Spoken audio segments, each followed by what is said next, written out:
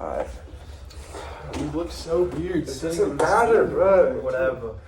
I'm Nick. I got the psychological lens. Got a long leg. I'm Caleb, and I got the sociological lens. And I'm historian today. Our book's also All Quiet on the Western Front. Alright. So throughout the book, Jesus. in a psychological lens, it's pretty clear that throughout war, everyone, like the people, the men that are in there, have to cope with themselves and with the other, like, you know, people that they're with, and it brings them tighter because throughout the war, obviously, they're forced into almost. It's viewed as propaganda in the beginning, and they really see the real side of everything once they're in the war and the brutal reality of it. And one main question is the propaganda, like, for some people, they don't completely understand what war is, and they think that, like, in the 70s, the 60s, they all thought that it was glorious when it really wasn't.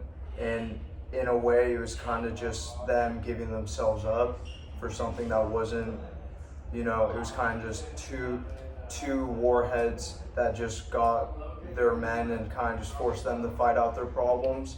And one question about that I mean, I kind of have is it worth it, like, for people to get motivated to go into the war? Like, do you think? I think it was funny because there was one quote, and they were all kind of joking about it, how if 30 men had just said no to the war, there would not have been any war. I don't know if you remember that quote. I did. But, I mean, I don't think any of it is worth it because there wasn't any benefit to it. No one gained anything from it. It was advertised as worth it to them, and that's why they wanted to go to war. And so once they were there, they were just like, oh yeah, that's not what we saw in all the propaganda, which is kind of what you were talking Especially about. from his teacher and stuff. Like, this strip had posters that were, like, you know, men together, like, for example, like with their fist up, like, you know, looking like they were proud to be there, when behind the scenes they were in the trenches What do you think trying was, to save themselves. What do you think was the first incident when they realized it was like they were in a bad situation? Like, it wasn't what it seemed like. Probably when he got his head shot. Yeah. His buddy getting his head shot, and then him getting his, like, fucking, his hat shot off, like his helmet. Yeah, like that's like it's like hearing a whistle go by. If you hear a whistle of a bullet, then you're lucky. Yeah. Like, that's 1 in a million. Yeah, he also started to talk about, at one point in the book, how Paul did, about how, like, their survival is purely just based off of luck. Like, just being in the right place at the right time. Like, there's not really any skill involved. Like, it's just, like, complete luck, basically. It's horrible to think about because you're just thinking about all of your other friends that are being put in that position. You're being put in that position, and, like, you never thought you were going to be in that position to that extent ever, necessarily, with what was being put out there to the people. So yeah, when it gets a little later in, when they start not trusting their higher ups. But do you think that the higher ups don't trust maybe the government and their higher ups, and maybe that the people who started the war and the people up on the very top, like, could have, like, do you think they should have as much power as they do over the government? Or, I mean, over the military? Well, or do you think the military should be, like, more independent and, like, kind of private research based on, like, this type of stuff, what they know, they should be able to pull out if they need to pull out, based on, like, understanding of, like, these people are saying that this war is completely unnecessary, and so if they had more knowledge, they would have not even been there. I think it was kind of like an egotistical thing. So, like, where you come from, like, yeah, I think they did have a little bit too much power in their hands, because it wasn't as much of a democracy as it was, like, a tyranny, because there was no, like, input from the soldiers based on, like, what decisions they were making. It was just stuck with them. And, like, even, like, it was just all kind of, like, when they had the new costumes and stuff, So they should and they just gave it right back. Yeah, they should not have as much power. So would that power go to the military then?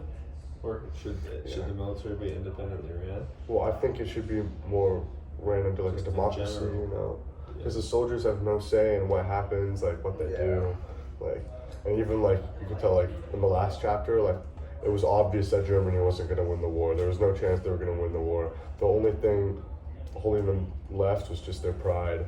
It was just false pride, and they were sending out all these soldiers that were like already wounded, like it was just a total mess. Pretty unfortunate because like you just said, they'll already be wounded and like they'll be having to be posted up at spots trying to, you know, cover that land. And through that time of just sitting there, like, you know, whatever they're feeling, agony, pain, like whatever, like they have to obviously try and cope with what they have. Like through like another psychological lens, it's kind of like for them, it could be talking to a friend, getting to know them. It could also be like them reading to get something off their mind. And like all those things are simple things that people who aren't in the war like do mindlessly, and like it's amazing for them. But for those who are in the war, they're doing that just to distract themselves from what they're really in.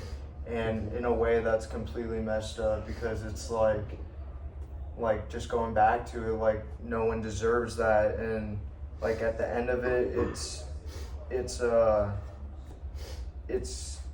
subjective to each person, but like in a way, like everyone all feels the same. Everyone all doesn't want to be there. Everyone, like, I mean, I think it was in the book, like, I don't know, I mean, I know it was in the movie, but like one guy's like, I want to go home, I miss my mom and stuff. And it's like, that's like the reality of it. But it's like in the moment, everyone who's been in wars, like they don't care. Like you're just another body that needs to, like in the movie, reload or like shoot back. Like I want to add on to that. That kind of correlates with the whole title of the book, All Quiet on the Western Front. Because towards the end, it just mentions like the day that he died. It was noted like that day was all quiet on the Western Front.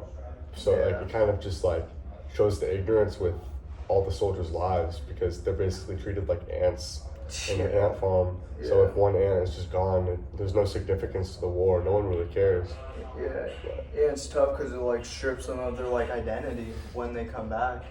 Like, I mean, you aren't born to just kill unless like you're, you know, like crazy or something. But it's like to do that and then to go back, like to be killing other men and then be laying in the dirt trying to like cover yourself and stuff, and then going back to like your dinner table and just sit there like nothing happened is insane to me. I think like that's such a struggle. I feel like if you don't have someone to talk to or something, because like let's say like your troops in your group all died, like I mean you struggle with that, and like, you know, obviously it comes up with PTSD and stuff, and that's another huge mental illness that can physically and just mentally destroy you. Like there's videos of people with PTSD. It's crazy.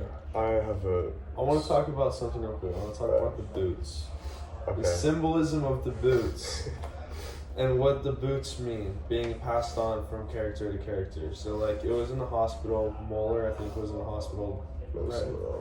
Mueller, he was in the hospital. Mueller was in the hospital though, that he wanted the boots, right? Yeah. He was the one who So he was the one who wanted the boots. And so he saw a pair of boots and wanted them. And it's kind of like showing scarcity within like how they're treated inside of like being in war and stuff like that. And it also shows like each boot has a different story of like where those boots come from.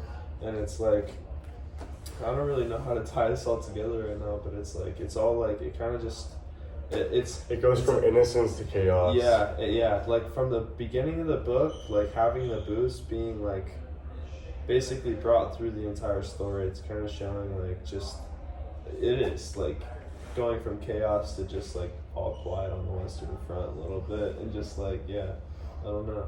It was a weird symbol that was kind of put into the book a couple of different times. I thought what was interesting, and talking about it through a sociological lens, you know, all of the soldiers going into the war, they all had their own like individuality, and everyone was like seen as just like a person, you know. But like especially during the summer, towards the end of the war, it was described that they were like coins of different provinces, and that they were melted down, and they just all bear the same stamp. And in the What do you past- guys think is the significance of that meaning? And how do you Can you think? repeat that again? I'm sorry. So, it was described that before they were coins of different provinces, and now they are melted down, and they all bear the same stamp. They identified themselves as soldiers first, only second as individual men. I feel like they all went through hell. Yeah, exactly. Yeah. And that's pretty much what they're trying to describe it in a couple of words. And it's like a couple of words can describe many, many words if they're the right words that I are think chosen. the best way to like compare it is like, I don't know, one way to is like, I don't know, if you don't know someone and you like, let's say, do something with them one time, like let's say go out and like, you know, go fishing or something, and you get that bond, whatever. Like that's one way to get a bond. But when you're in war, it's like such an insane bond that will never break. It's like you men were literally covering each other not to die, like trying to do everything you can just to see another day, or even like that night. Yeah. Like But brutal. focusing more on the quote, or not the quote, but this section, I feel like it's significant to kind of like portray like how they're seen in society, because at first, like I was saying, they were just individuals, but now, and like what you were talking about, how like if one soldier dies, there's no significance to it. It's kind of the same thing. They're just seen as soldiers, and like they said, like they identify themselves as soldiers first, only second as individual men.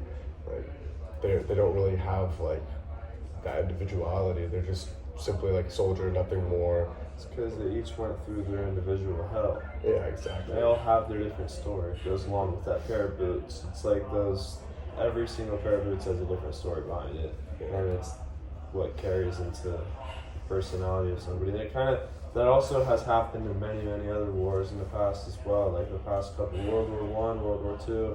Like there's so many people that said the exact same thing with a bunch of How they just feel like they're just nothing more than like a soldier. just another any war, another just- dude with a gun. just any war. Once you get into it, sometimes you feel worthless, sometimes you feel super, super valuable. It just depends on where you really stand inside of mental space and that type of thing.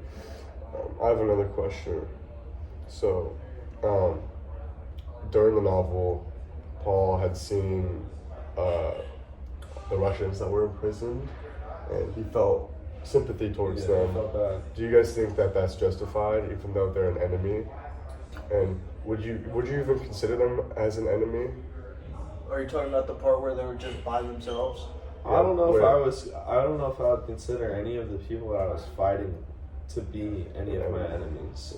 Yeah. I would think the enemies of mine would be the people that are throwing those people in front of me, like the government. The hierarchy. Yeah, and once you get into the war, you start seeing that for yourself. You start seeing that Yeah. maybe I shouldn't be here, and then you start questioning, like he shouldn't be here because I shouldn't be here. He's in the same position just because I'm in the same position, and it's the whole thing like that. I think that chapter was super significant because it just showed how like while they live completely different lives from a completely different country, just because of that pure reason that they're just from a different country and they serve their country, they're being treated like peasants, and they're just the enemy because of that. But in reality, from a sociological standpoint, they're just like any ordinary person just fighting for their country. I mean, there's nothing really to hate them for, especially under Paul's perspective. It's what they grew up knowing. Exactly. So, or it's what they learned, and like wanted to fight for. Yeah. So, if they don't want to fight for, forced to fight for, but it was the dedication. Mm-hmm. What other things do you want to talk about? It's kind of hard to talk. We're at 15 minutes right now, 14, 23, 25. Yeah, I'd say one thing is like obviously everyone gets like desensitized. Like I'd say from like, probably like within like a few days in, you're already like thinking about everything too much and about thinking about the worst that's You just to think come. everything over again. Everything's Yeah. about to come to you. Yeah. Like you hear they're coming. Yeah. It's like you're just shitting bricks. You're like, oh fuck, just anxious. Yeah. Oh, sorry. You're just like nervous, and it's like, yeah. I mean, yeah. It's just when you're dealing with that, it's like the desensitization, like the descent. Oh my, I can't say that. Kind of word. like a realization. It's a realization of exactly what's happening, and it's in a way like you have to get yourself mentally prepared, and not even that, like you have your guys that are next to you that some of them are freaking out too. Like not all of them have the same mentality of like, all right, like it's about to go down. Some of them could easily be like freaking out, and you have to look at that and either be able to deal with it or like kind of ignore it. Yeah. And it's unfortunate, but I wanna bring up one more thing. Hurry up. I think Hadley doesn't want to listen anymore. Yeah, It's there's 15:48. one more thing. All right, well, I'm gonna be great. Okay, hurry up. I think the irony of the book kind of correlates with, from like a social standpoint, like their loyalty towards each other, because like they mentioned that like especially over the summer, like they had like an extremely close bond, but ironically, it's like when one soldier dies, no one really cares that much. It's just like another person. There's so many people dying constantly. Like even like was a Mueller who had to get his leg amputated. Like they were like trying to get the doctor to like help him with him. He was like, oh, I've already amputated like 5 legs. Like all significance for one person is diminished. Yeah. But ironically, they're still loyal to each other, and their bond is closer than ever because all they have left like is just have that urge to live. But even when that's gone, it doesn't really matter. So I feel like war kind of just like numbs everyone's. it destroys a man. Yeah, it just destroys you as a man. And from a historian standpoint, real quick, because Caleb did that just for a grade.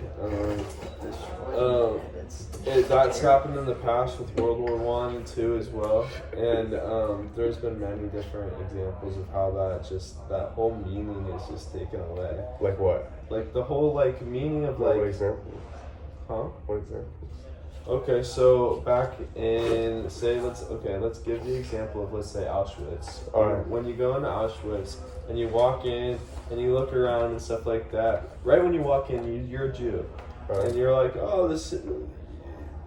Actually, scratch that. You walk in and you walk in and you know that you're fucked. Sorry, Yeah. Mr. Hadley. Yeah. And you're about to get into a big, big nightmare. At first, you really, really care, and you're on your edge the entire time. And as the time goes on, you get more and more and more numbed. That's Yeah. kind of how it's goes. You almost just want to die. Yeah, and then once you're getting once you're starting to get on your last legs, you don't want to keep being pushed on your last legs. You want to rest, Yeah, and you want to just be at peace, and you want to just not be involved with any of the stuff. And that's how going Paul on. died. Paul died at peace with peaceful Right, face. right, because he was done. He was numb. He was with no emotion. And I think why it's happening. I think there's a over and over and correlation over with again. that. Like, Yeah, agreeing every with you single with other war. with like other wars, like it kind of like just numbs you as a person. He even mentioned that he didn't even want to go home because he had nothing to really go home to. Like when he was home, all he could think about was the war. All right, we're ending it. Later.